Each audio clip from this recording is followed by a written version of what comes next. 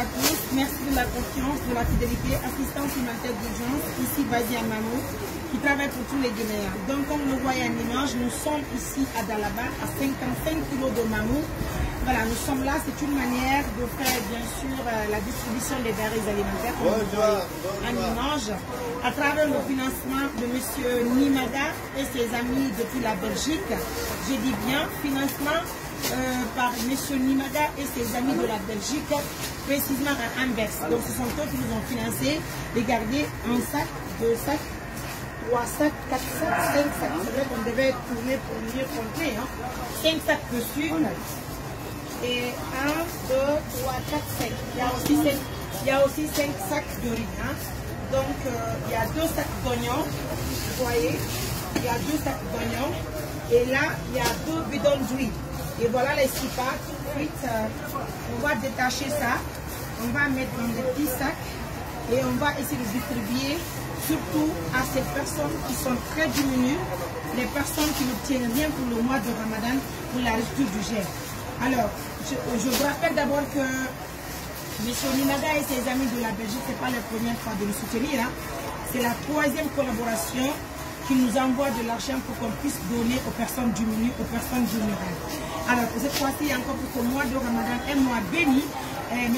Nimada et ses amis de la Belgique, précisément Anvers, nous envoient franchement de l'argent pour trouver 7 sacs de riz, 5 sacs de sucre, 2 bidons d'huile rouge et 2 sacs d'oignons. Merci donc pour l'attention, pour la confiance, pour la fidélité, M. Nimada. Merci à vos amis de la Belgique, précisément en Anvers. Nous sommes vraiment reconnaissants et toute la population de là-bas aujourd'hui vous remercie infiniment. Je reviens en bon couleur. Assalamu alaikum.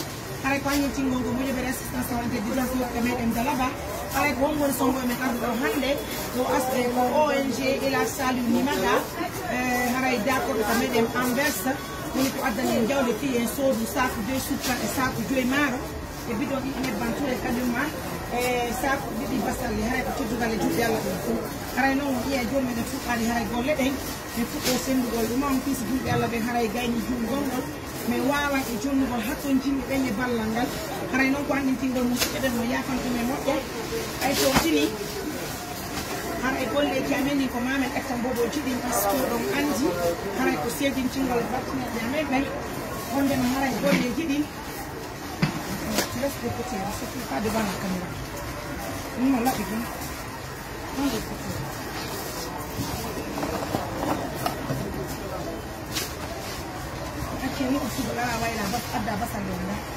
On va faire rapidement. Dans le monde, tout se passe ici en direct. Merci à M. Nimada et ses...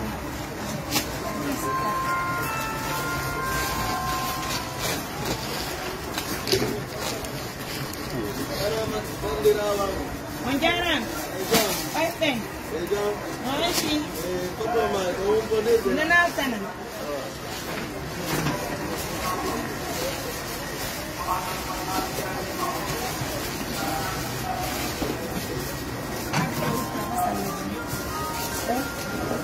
¿Cuánto comida tienes aquí?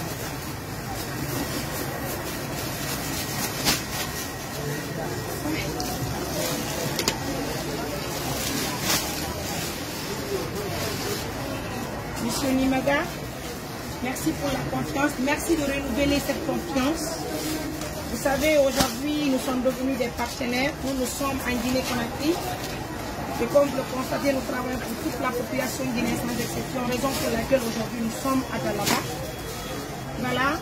Et on dit aujourd'hui, alhamdoulilah, que le climat ne fait pas défaut. Ça fait vraiment bon vivre. Sinon, toute sincérité, telle qu'hier à Kindia, ça n'a pas été facile pour nous. Donc tout de suite, on va choisir les personnes les plus diminuées. On va leur donner. Et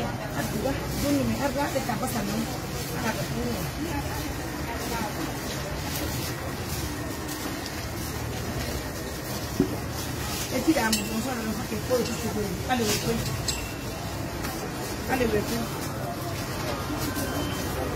allez, voilà, on a que deux paquets maintenant. On va faire la montre.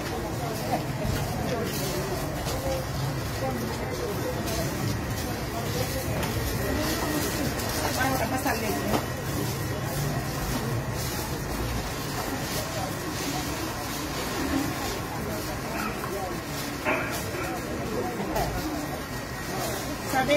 partenaires qui sont les rois chez nous.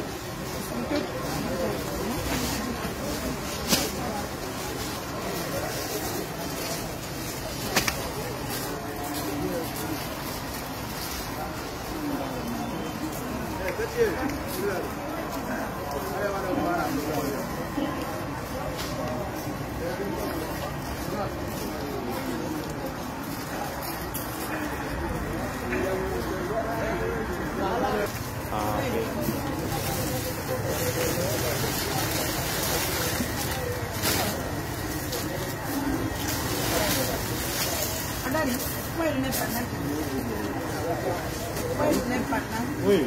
Et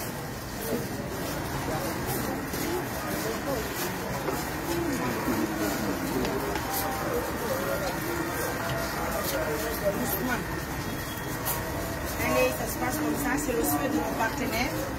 Et donc, c'est M. Nimada et ses amis de la Belgique qui nous envoient de l'argent pour qu'on puisse distribuer ces livres à toutes ces personnes qui méritent le soutien. Alors, vous allez beaucoup nous excuser pour la crise des dimanches, hein, parce que là, il faut qu'on le fasse. C'est pour non seulement maintenir cette confiance auprès de nos partenaires, et aussi attirer l'attention de nos partenaires pour qu'on le fasse. Ainsi, pour toutes les autres préfectures, nous le faisons aussi à campagne et sur les comme vous le constatez. C'est le mois de Ramadan, un mois béni.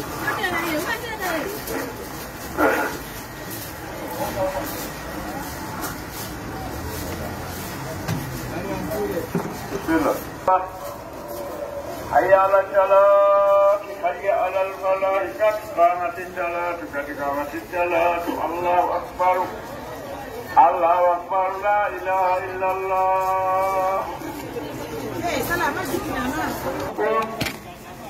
الله أكبر. Ablaye, c'est bon? C'est bon.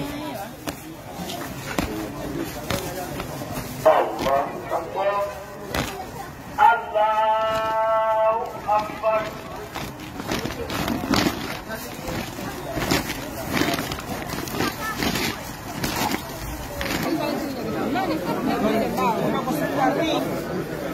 Envoie lui.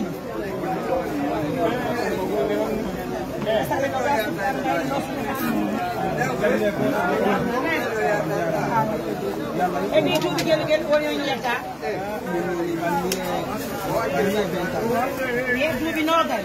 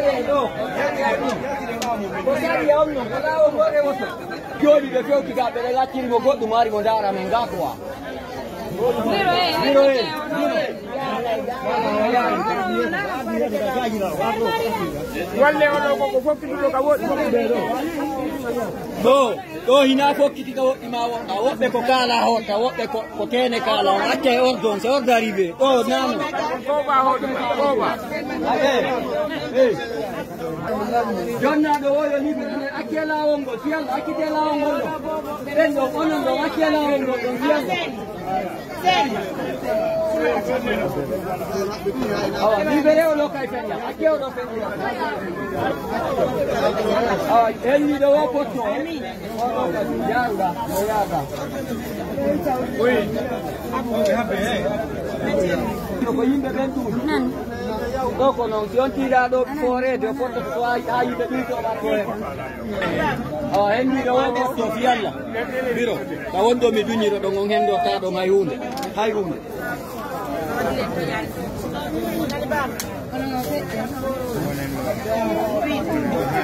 Kumpai kundo yo porto ta wondo an porto Nami wala tahu min kami wondo mi wewe sa commence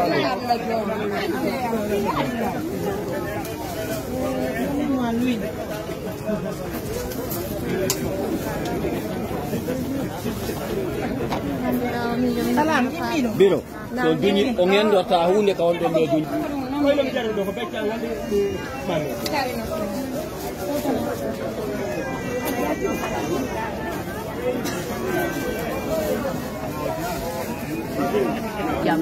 Saya tidak kau ingat ada ada ni dapat saya.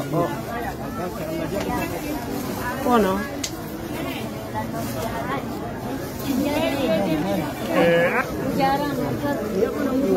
Ini doa yo si Allah.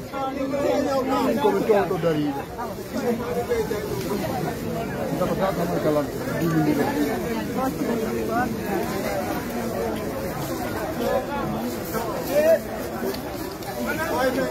Awana ni lansa bunyi di dunia.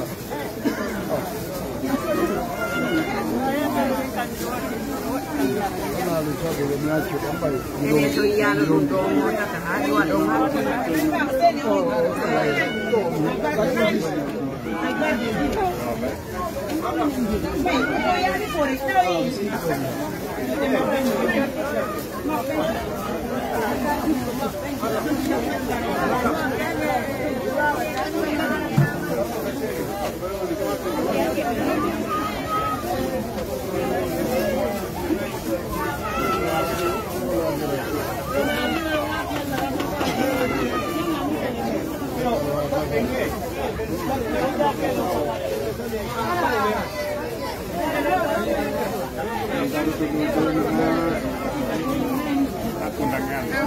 Mumpat hebo ada itu. Ayo ngelajam.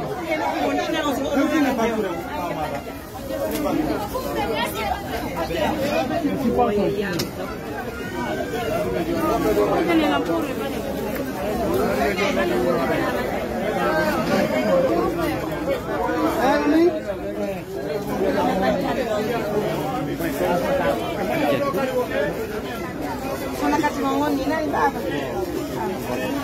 Sana kati mongon ni na. Oh, heba iko na kewa ni. Como ven ahí ventao. Comenta ndio. Venga. Oh, ni o koto koto ni tenga.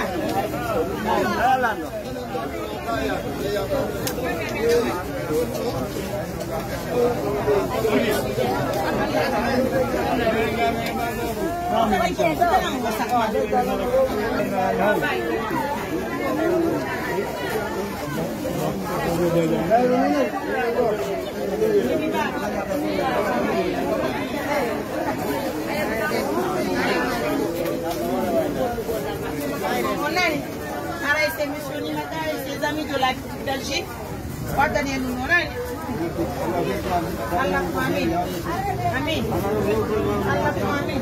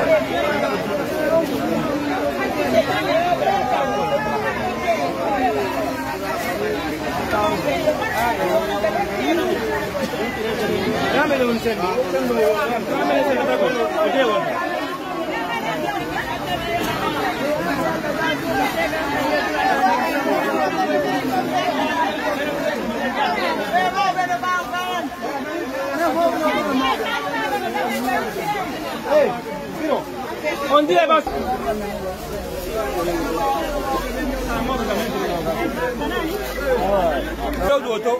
Kala hendi be do to so ngendike. Hendi be yo do to.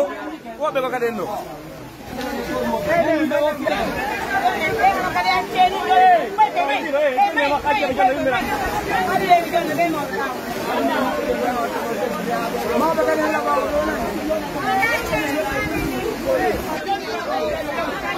Yo no me lo quería, yo ni me lo veo.